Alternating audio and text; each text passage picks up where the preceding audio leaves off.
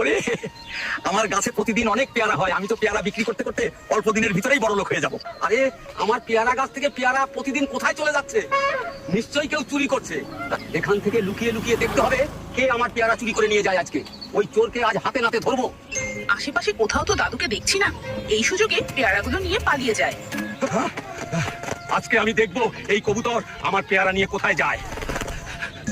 এই তো বাসায় চলে এসেছি, তাড়াতাড়ি ঘরের ভিতরে ঢুকে পড়ি। ও, বুঝতে পেরেছি।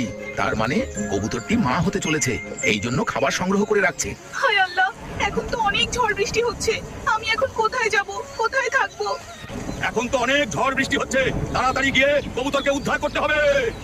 কবুতর বন্ধু, আজ থেকে তুমি আমার সাথেই থাকবে, ঠিক আছে? চলো আমার বাড়িতেই চলো।